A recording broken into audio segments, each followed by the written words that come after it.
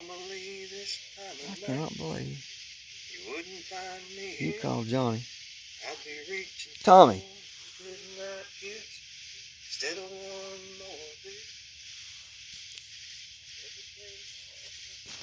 Some things don't matter what. You can't change them.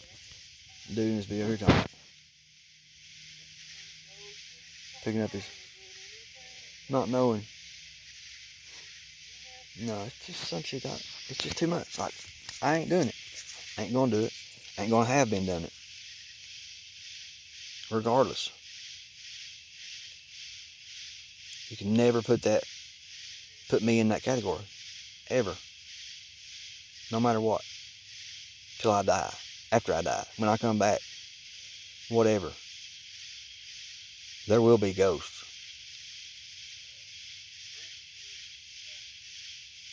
Oh, Randy Houser. Anything goes. I mean, yeah, pretty much.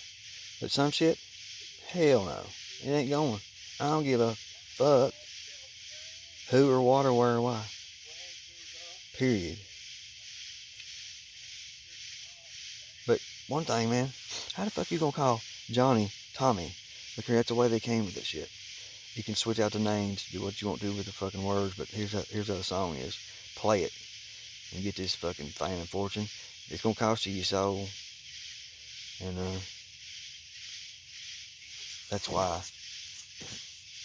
Hell, if you don't know all that already. There's so much backstory you need. And you no reason to keep watching this shit. What are you gonna do? Because there's some shit that ain't. It's not available. It's not for sale. It's not. It's not for anyone but someone to be given. Whoever it's given to. No cash value.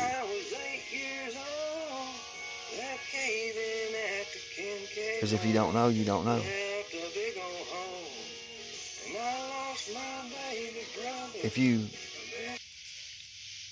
If you were lucky, God forbid it. I think he did forbid a lot. But once that line's crossed, unless you say, hey man, I fucked up and let's get this back so I can get that, let me holler at Jesus. You know what I'm saying? Because he paid this. He took care of this between me and you, for me and all of it. Thank you, Jesus. Amen. If I did something, I don't even know how I'm here, because if I did that, I just don't know. But I didn't. I ain't nothing that I can't live with. Just like Tracy Lawrence and Unforgiven. The only way is, I mean, some things you can never be. At that point in time, at that connection, if that connection is over, regardless of what ended that connection, never be that again. You can't go backwards on your computer to where you just first signed in to that whatever. From that, you can't back up to that point. I remember used to on computers, you had to make a point in order to restore that computer back to that point. You could do that. And I think there's some shit we don't know, and we never will. But if you had a point to go back to, if you made it a point to make a point, maybe you could go back in time, because you would have a point to go back to. Would you not?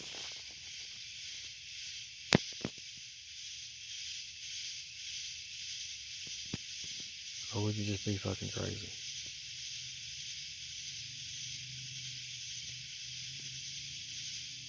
Yeah, they used to take these rocks and they'd scratch on these some bitches all day, make arrowheads out of them, and these motherfuckers weigh about, I don't know, some of them arrowheads I've seen, they ain't no damn way they put them on a fucking piece of wood, a stick. Because I look here, I'll be whittling sticks all day long, every day. Walking sticks, just sticks that look good, sticks that are different. Anything that's anomaly, not anormally, I probably know something about it. Anyway.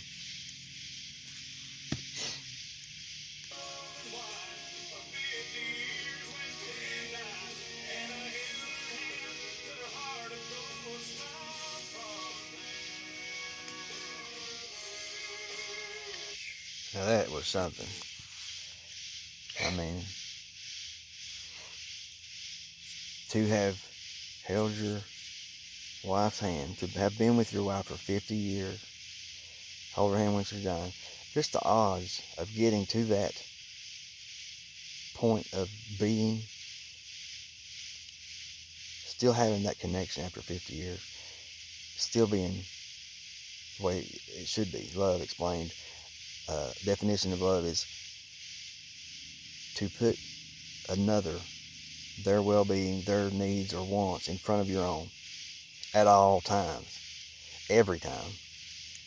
Never to falter, never to waver, never to falsify. If you do, that's not what that fucking is. It ain't the same no more. It breaks that connection. There is no more connection. If there is, it's just a loose connection that will fall apart and fray at any fucking given moment, unless it's not. There is an exception to every rule unless there isn't. Most, you can flip them plumb around, unless you can't. I mean, if you hurt a child, I'll fuck you up. You know, any shit like that. But that's morals. That's where right and wrong and light and dark come in. If you don't know the meaning of something, you don't know unless you know. I mean, God forbid a lot of shit though, like losing. A lot of people, to have to lose, to have no choice in the losing of, but to always win, to go do yeah, whatever, regardless. But it's cause knowing how to fucking lose. You lost so many motherfucking times, you know exactly how to win. Me, I don't know about you. From every angle, from every point, from every color, however you want to measure it. I can sum it up with this shit right here, and I don't know, flip another song, but Johnny Ringo, if you look up, and I would have been Doc Holliday. Why? I got a little bit him in me, you know, like if you measure it up, I got this much Doc. If you got this much all together, I got this much Doc, this much Wyatt Earp, and this much Johnny Ringo. But that little bit of Johnny Ringo tells a whole lot of story. So you want to go check that out if you don't already know it by heart. I know every word as far as morals and just a lot of definition in this movie called Tombstone in the 90s. Doc Holliday is Val Kilmer.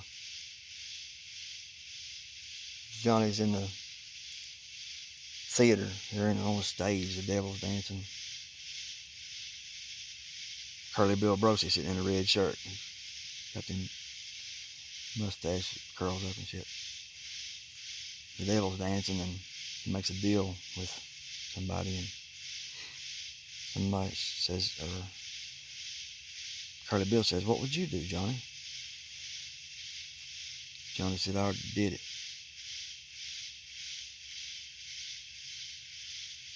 But Johnny did it the wrong way and lost his soul.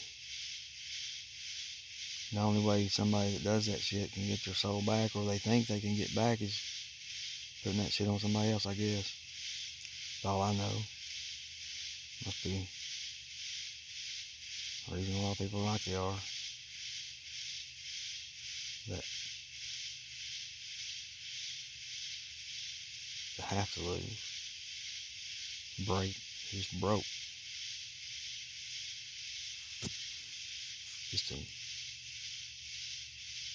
lose. like the whole thing's over.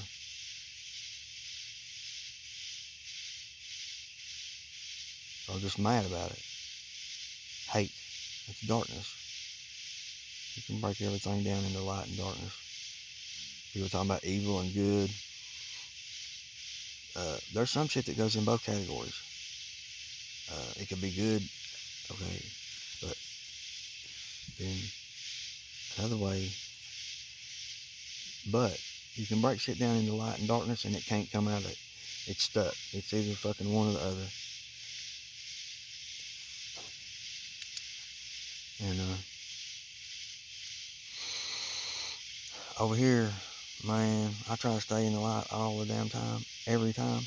Look, and if you got something with my words, or me and God got a thing going, and it ain't got nothing to do with nobody else. I don't judge anybody unless shit goes down in front of me that just shouldn't. I mean, there's certain times a man's got to stand up, or he ain't no fucking man. Anyway, your sin ain't my sin. I ain't judging you. I mean, God got it. That ain't even his word. He's not his word. Not him. Something totally different. He did. And a lot of shit, most shit, he did. He damned it. Us, I think we're damned. Men. I don't know. It could be wrong, but it don't matter. It's all good. Light and darkness is the same thing. I've said it before. The garden thing, it would have to be. You know, it's just a story. Somebody wrote that, but it would have to be God in that he was a snake. Because if he hadn't given them that knowledge, we would all still be sheep in the Garden of Eden, not knowing that we didn't even have clothes on. We'd know nothing about anything from that point.